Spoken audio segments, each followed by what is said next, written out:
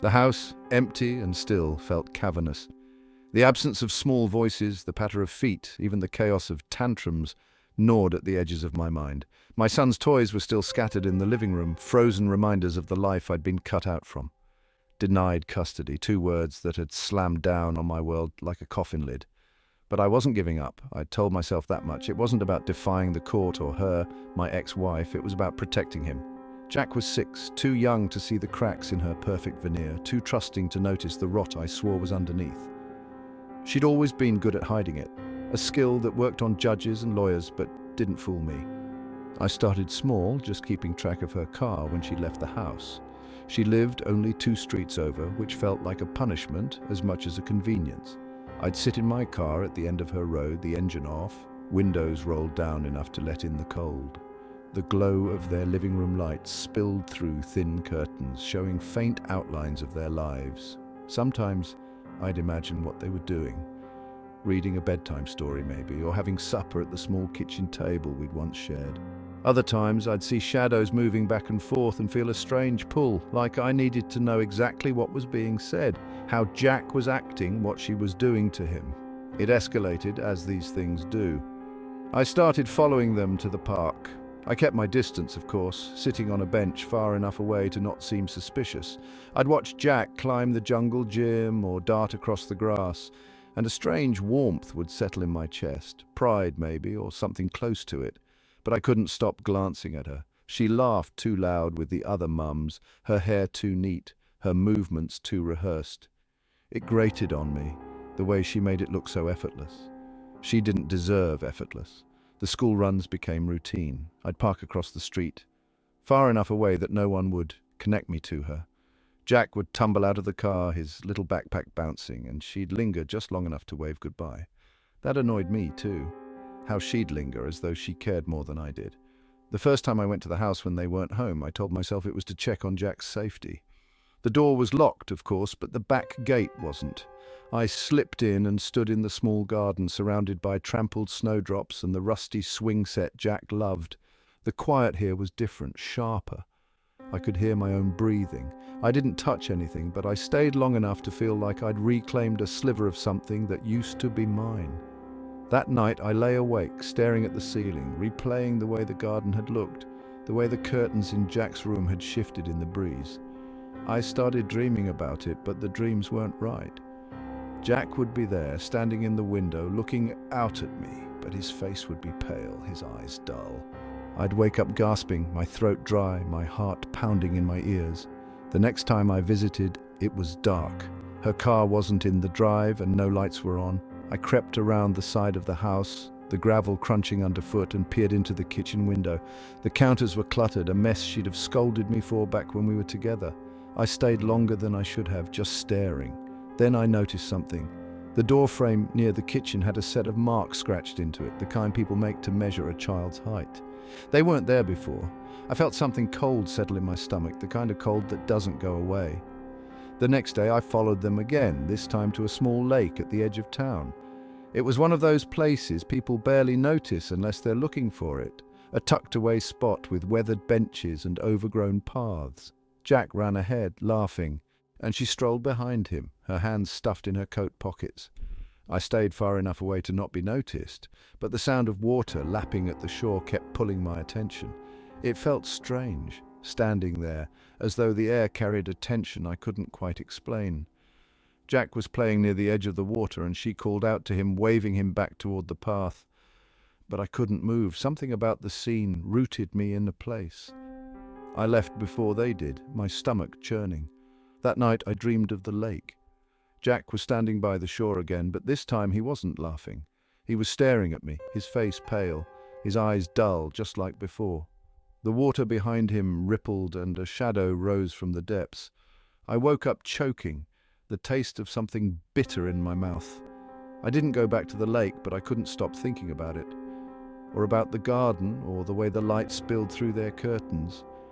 Something about it all felt connected, but I couldn't piece it together. The last time I saw them, they were driving out of town. I followed, keeping enough distance that they wouldn't notice. They turned onto a dirt road leading to an old cabin I didn't recognize. It looked abandoned, the kind of place you'd pass without a second glance.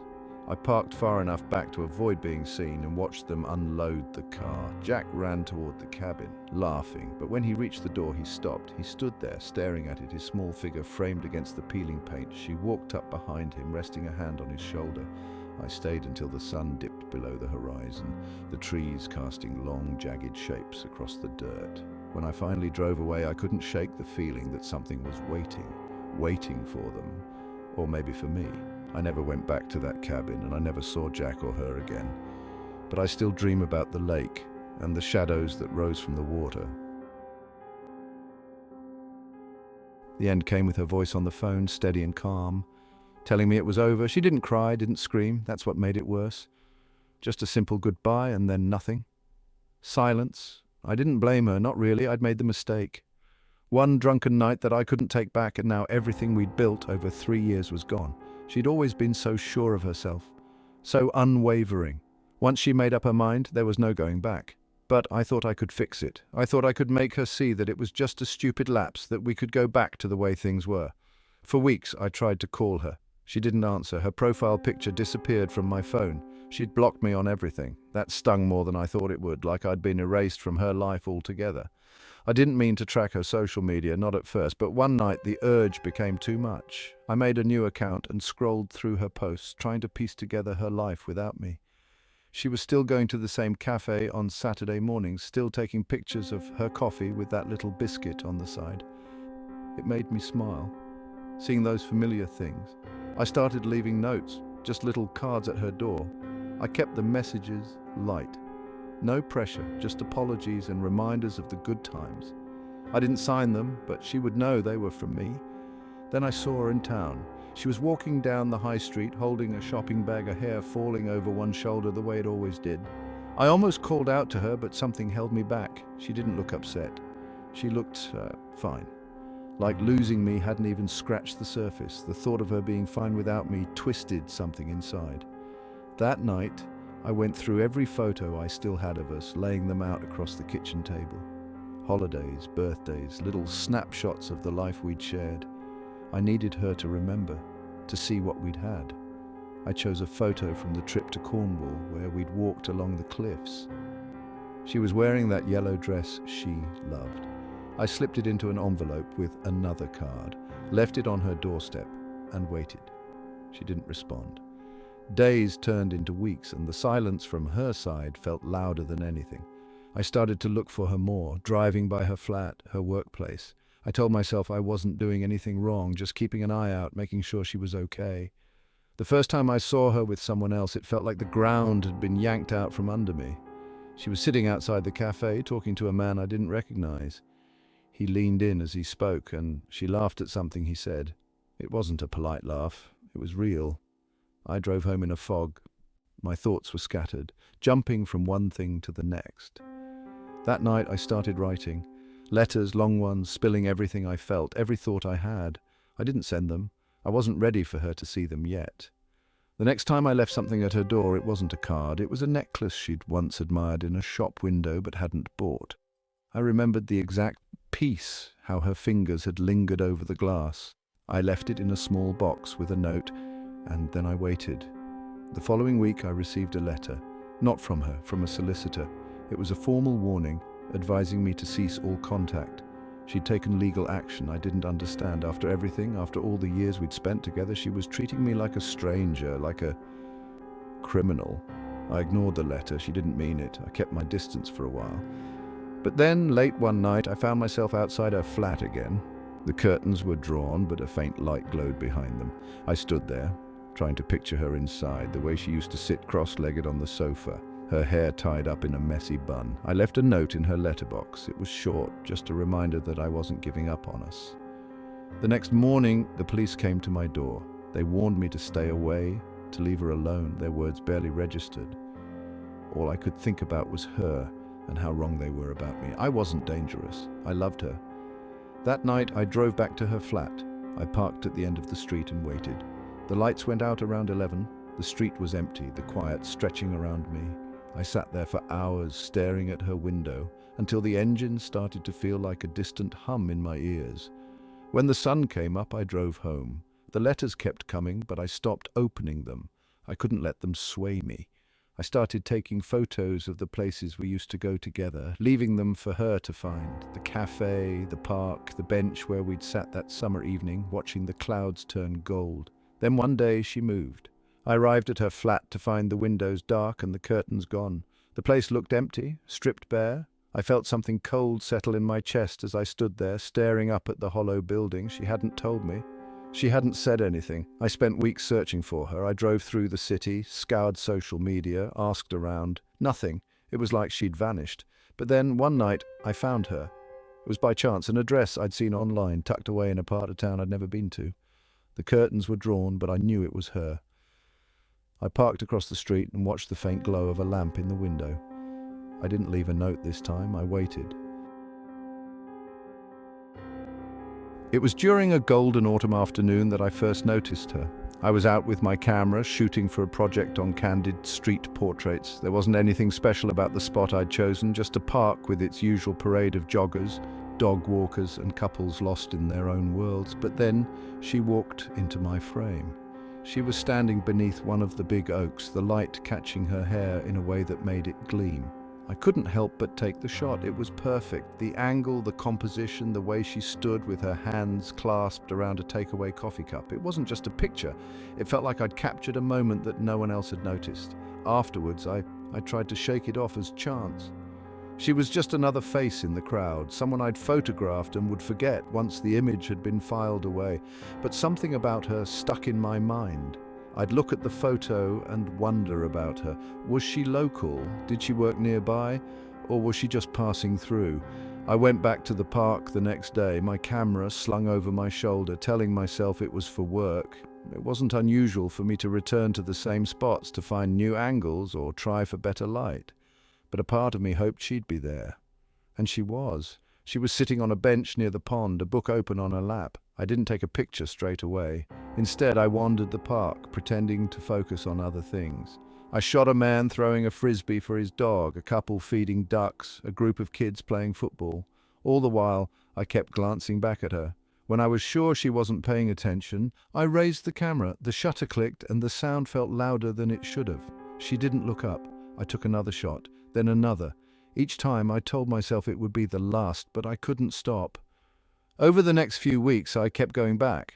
At first, it was just the park. She was there most afternoons, reading, walking, or talking on her phone. Then I started following her when she left. Not far, just enough to see where she went. Sometimes it was a coffee shop, other times a small grocery store on the high street. I learned her patterns. She'd stop at the same bakery every Friday morning. On Tuesdays, she'd take the bus to a library in town. Saturdays were for the gym. It wasn't hard to keep track. She moved through her days like clockwork, never rushing, never doing anything out of the ordinary. The photos piled up, her walking beneath the park's bare trees, her laughing with a friend outside a cafe, her standing at her kitchen window, the faint glow of a TV visible behind her. I started posting them online, nothing blatant, nothing that would give away where she lived or worked. Just the kind of shots you'd see on any photography account. Everyday moments, captured through a unique lens. They got attention, people liked her, or rather, the version of her I'd curated. It wasn't enough. One evening I followed her to her flat. She lived on the third floor of a tired-looking building with a communal entrance. I waited across the street until her light came on, then found a spot where I could see into her window. The curtains were open, and I watched as she moved around her living room, setting a mug on the coffee table, picking up a blanket. I took more pictures. From then on, I went there regularly. Not every night, just enough to make it seem like I wasn't doing anything wrong. I told myself it was harmless. She didn't know I was there. I wasn't hurting her. I was just documenting. But one day, something changed. I was scrolling through her photos when I noticed a new comment. It wasn't from one of my usual followers. It was an anonymous account, and all it said was, "Does she know?" The question rattled me. I clicked on the profile, but there was nothing there. No posts, no followers, no name. Just that single comment, sitting like a thorn beneath one of her pictures. I tried to ignore it, but it stayed in the back of my mind. The next time I went to her flat, I was more careful. I kept my distance, stayed hidden. Even so, I felt exposed, as if someone was watching me the way I watched her. A few days later, I noticed she'd changed her routine. She didn't go to the park. She stopped visiting the coffee shop and the bakery. Her flat stayed dark most evenings. The only sign of her was a faint light from the kitchen, flickering like a candle struggling to stay lit. It was as if she'd vanished, but I couldn't stop thinking about her. I started going through her photos, looking for clues, trying to figure out what had happened. Then one morning I checked my account and saw that someone had tagged me in a post. It was her, or rather it was a picture of her taken by me. One of the photos I'd uploaded weeks ago. The caption read, "Who are you?" The reunion had been a whim. Something to break up the monotony of evenings that blurred into one another, spent scrolling through films I'd seen too many times. It wasn't the sort of thing I'd normally do. Small talk in a dimly lit function room wasn't my idea of a good night, but curiosity had nudged me. I'd gone, dressed in something just nice enough to seem like I hadn't tried too hard, and told myself I'd stay an hour. It was strange seeing those faces again. Some looked like they'd been dragged backwards through life. Others looked like they'd barely aged at all. He was one of the latter. James Palmer, grinning that easy grin I remembered from the sixth form common room. He'd spotted me halfway through the evening, and before I knew it, we were swapping stories about old teachers and school trips as if no time had passed at all. It was harmless, nostalgic. When he suggested meeting for coffee, it felt like the natural continuation of a friendly chat. I didn't think much of it. We met at a cafe on the high street the following week. He was there before me, sitting near the window, waving when I walked in. There was something comforting about how familiar he seemed. We laughed over burnt lattes and the chaos of growing older. He told me about his job, something corporate that sounded both impressive and dull, and I told him about mine. Teaching infants wasn't glamorous, but it felt like the right thing for me. When the hour was up, he said we should do it again sometime, and I agreed. Why not? It was nice, catching up with someone who'd known me before life became about bills and lesson plans. The messages started a few days later, nothing odd, just the kind of casual checking in people do. How's your week going? Hope the little ones aren't driving you mad, that sort of thing. They came often enough that I noticed, but not so often I thought anything of it. Then I saw him at school of all places. It was at the end of the day, just after the children had been collected. I was tidying up the classroom when I glanced out of the window and saw him standing across the road, hands in his pockets. He looked up, caught my eye and gave a small wave. I waved back, though something in the moment felt strange. He didn't come over, and I didn't go out. By the time I left, he'd gone. The gifts came next, little things at first, a box of my favourite biscuits left on my doorstep with a note saying he'd remembered me eating them at school. Flowers, a bright, garish bouquet that smelled too strong. I hadn't told him my address, but it wasn't hard to imagine how he'd found it. I started seeing him more often, not just at school, but on the high street, in the supermarket, even near my house, always just far enough away to make it plausible that it was coincidence. He'd smile and wave, or tip his head in that casual way he had. Sometimes I'd smile back. Other times I'd duck my head and pretend not to notice. The notes became more personal. He started leaving them in my letterbox, scrawled in looping handwriting that reminded me of the way he used to write in school. They weren't threatening, far from it. They were full of memories, things I'd said in passing, moments I barely remembered. How I'd once lent him a pen in history, how I'd smiled at him during a school play, how he'd always thought we'd end up together. I began checking the locks on my doors and windows each night, feeling foolish, but unable to stop. Every creak of the house settling sent a ripple of nerves down my spine. I told myself I was overreacting, that it was all harmless nostalgia. One evening I found a photo tucked under my windscreen wiper. It was from the reunion, a candid shot of me laughing at something someone had said. I hadn't even known it had been taken. The note on the back was brief: "You've hardly changed." I started to dread leaving the house. The idea of running into him filled me with a jittery sense of discomfort, but staying home wasn't any better. My phone buzzed constantly with messages, short, polite, but relentless. He was always just there, like a shadow I couldn't shake. I tried ignoring him, stopped responding to his messages, left the gifts where I found them, but it didn't stop. One morning, I woke to find another photo taped to my front door. This one was different. It showed me through the window of my classroom, sitting at my desk. The angle made it clear it hadn't been taken from a public space. I didn't sleep that night. The next day, I went to the police. They listened, nodded, and promised to look into it, but there was no proof he'd done anything illegal. "Keep your distance," they said. Let us know if it escalates. I left the station feeling more exposed than ever. The following week he disappeared. No messages, no gifts, no glimpses of him on the street. Relief mingled with a strange unease I couldn't quite shake. Then one night I woke up to a sound I couldn't place. I sat up in bed, my heart hammering. The house was silent, the darkness pressing in around me. I crept to the window and peered out. The street was empty, but on the pavement, just beneath the pool of light from the nearest street lamp, was a single white envelope. High school reunions weren't my thing. The idea of milling about in a hired hall, making polite small talk with people I hadn't thought about in years, didn't exactly thrill me. But Emma had twisted my arm, saying it would be good for me to get out of the house, reconnect with the past. I wasn't looking for a connection, but I went anyway, mainly to stop her nagging. The event was held in a community centre on the outskirts of town, a place that smelled faintly of polish and stale coffee. Balloons and cheap streamers hung limp from the ceiling, and the chatter of unfamiliar voices filled the space. I just poured myself a glass of wine when I spotted him. Liam. He was standing near the buffet, talking to someone I didn't recognize, his broad shoulders angled just enough for me to clock him. I froze for a moment, the plastic cup suddenly too small in my hand. I hadn't seen him since I was 19. Our relationship had been a train crash in slow motion, fueled by young stupidity and the kind of petty fights that burn bright and fast. It had ended badly, as most young relationships do. I'd moved on, he'd moved on, or so I thought. He saw me before I could turn away, his face lit up with that familiar, easy grin, and he waved me over. I thought about ignoring him, pretending I hadn't seen, but something made me cross the room. We spoke briefly, just the usual pleasantries about work and life. He asked if I was still living in the same town, and I said yes, giving nothing more away. He didn't stay long after that. I caught a glimpse of him slipping out the door while I was chatting with Emma, and I breathed a quiet sigh of relief. I didn't think about him again until a few days later. The first message came through on Facebook, a simple, "It was nice to see you again."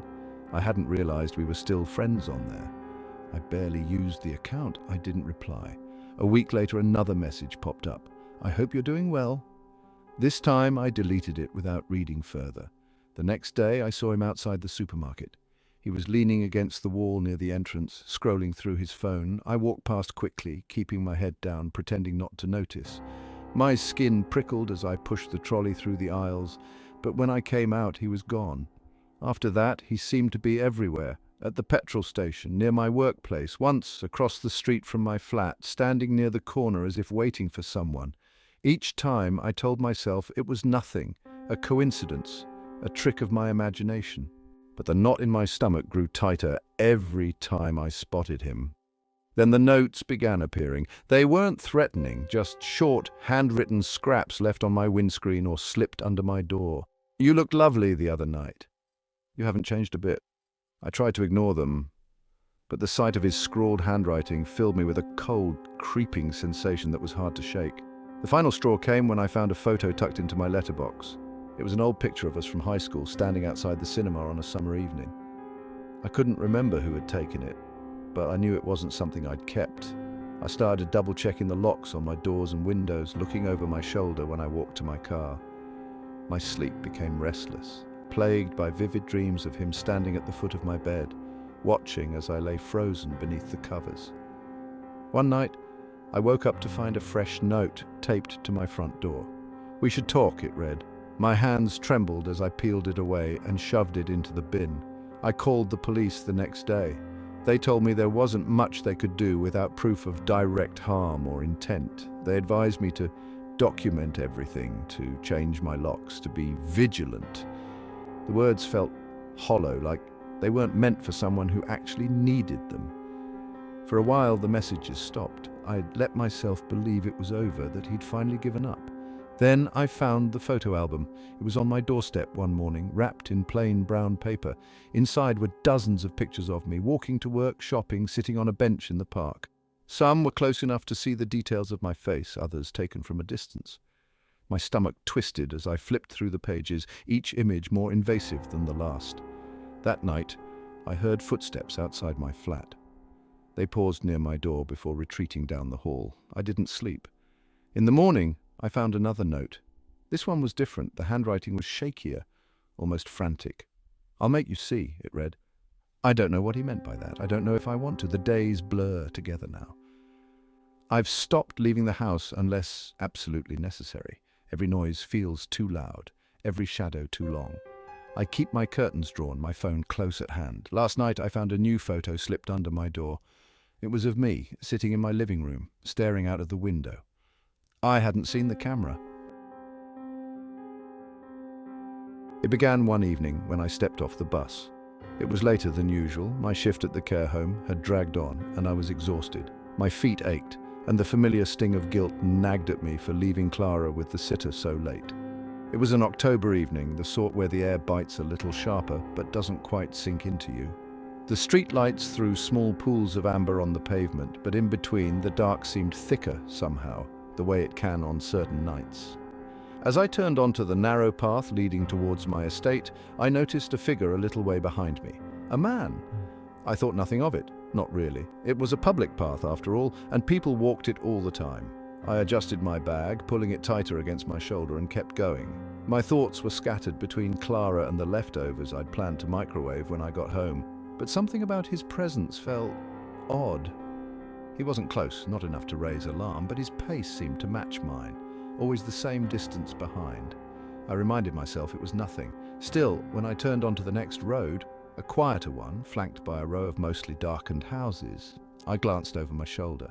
He was still there. He wasn't hurrying, just there. The street was long, and I could feel my breathing shift as I walked. I didn't want to look again. I was overreacting. People walked at night. It wasn't unusual, but each step forward seemed to stretch out the space between the lampposts, making the dark patches feel wider.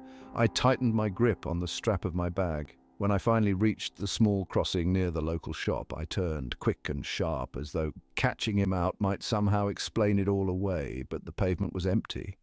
My shoulders slumped with relief, though my heart still pounded. I looked around, trying to see where he might have gone. No sign of him. I shook my head, feeling foolish, and carried on. The next night was the same. I finished my shift, caught the bus, and stepped onto the pavement, tired and ready to be home. And there he was, the same man, a little way back. He kept to the edge of the light, his steps unhurried. He didn't do anything, didn't say anything, didn't even look at me, at least not that I could tell, but he was there. And the moment I became aware of him, I couldn't unfeel it. The sound of his footsteps, faint but steady, seemed to curl into the back of my head and stay there.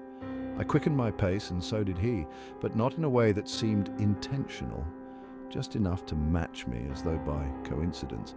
I reached the crossing again, and when I turned to check, he was gone.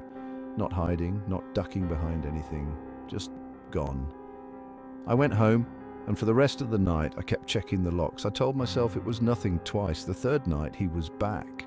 This time I couldn't help it. I walked faster. The path to my estate felt longer than it ever had before. My fingers itched to grab my phone, but what would I say? That a man had been walking in the same direction as me? That wasn't a crime. It wasn't even unusual. I kept telling myself I was just being paranoid, but the back of my neck prickled and my heart felt too big for my chest. When I reached my door, I fumbled with the key. My hands were shaking, and the key scratched uselessly against the lock before I managed to push it in.